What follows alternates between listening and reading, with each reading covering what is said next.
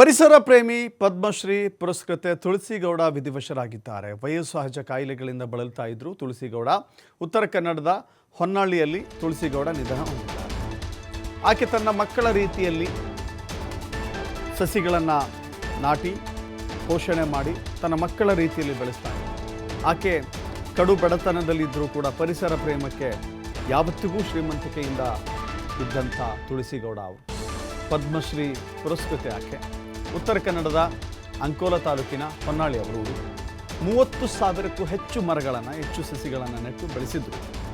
ಮಗುವಿನ ರೀತಿಯಲ್ಲಿ, ಮಕ್ಕಳ ರೀತಿಯಲ್ಲಿ ಪೋಷಣೆ ಮಾಡಿ ಬಡತನವಿದ್ದರೂ ಕೂಡ ಹಸಿರು ಕ್ರಾಂತಿ ಮಾಡಿ ಹೆಸರುವಾಸಿಯಾಗಿದ್ದರು ತುಳಸಿಗೌಡ. ತುಳಸಿಗೌಡ ನಿಧನಕ್ಕೆ ರಾಜಕೀಯ ಗಣ್ಯರು ಸಂತಾಪವನ್ನು ಸೂಚಿಸಿದ್ದಾರೆ.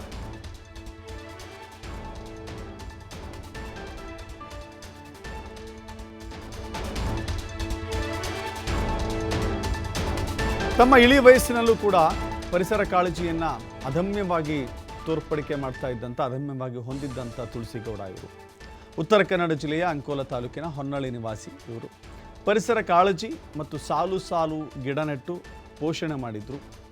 ಪರಿಸರ ಕಾಳಜಿ, ಪೋಷಣೆ, ಹಸಿರು ಕ್ರಾಂತಿ ಮಾಡಿದ ಕಾರಣಕ್ಕಾಗಿ ದೇಶದ ಪದ್ಮಶ್ರೀ ಪುರಸ್ಕಾರ ಅವರಿಗೆ ಲಭ್ಯವಾಯಿತು. ಪದ್ಮಶ್ರೀ 2020ರಲ್ಲಿ ಪದ್ಮಶ್ರೀ ಪುರಸ್ಕಾರ ಲಭ್ಯವಾಯಿತು.